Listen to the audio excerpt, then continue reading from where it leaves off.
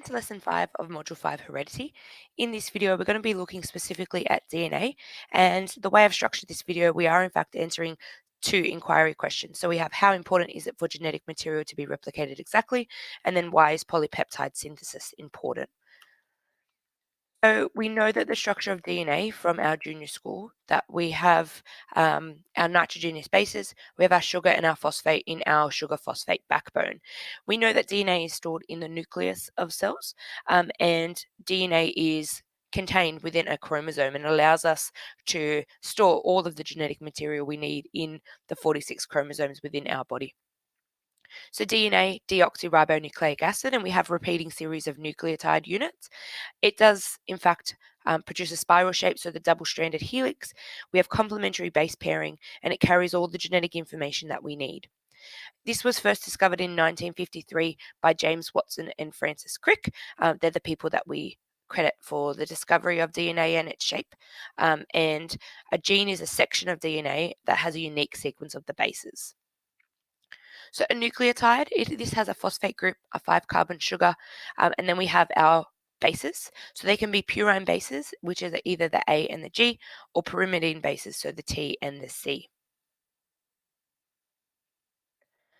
RNA, this is an important molecule. This is ribonucleic acid, so it does contain the oxygen molecule, and it plays an important role in polypeptide synthesis. It only exists as a single strand, and it's much shorter than DNA. It has a ribose sugar in the background, in the backbone, and our nitrogenous bases, we have uracil replacing our thymine.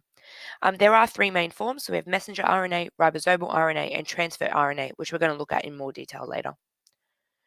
So if we compare RNA and DNA, we have these images here, and we can see that their structure is different due to they both have the helix shape, but we lack the base pairs because we only have single strands in RNA. We see our bonding and our pairing between our different molecules and our different bases, and there are 2 bonds between the adenine and thymine, and 3 bonds between the guanine and cytosine, which is why that they bind together within the complementary base pairs. We do see hydrogen bonds holding these nucleotides together, and DNA strands run anti-parallel, so we have that allows them to form complementary base pairs, but is also important in DNA replication.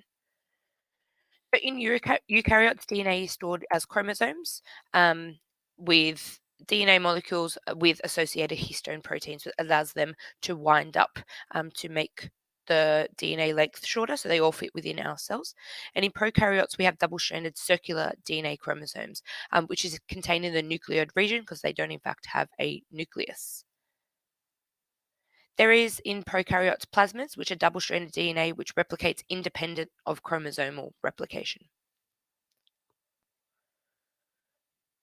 We do see this here, our histone proteins allowing the chromosome, the DNA to wind up so it fits within the chromosome, and we see these supercoils of DNA. We're going to look at all of these in more detail in class. That concludes Lesson 5. Make sure you tune in for Lesson 4.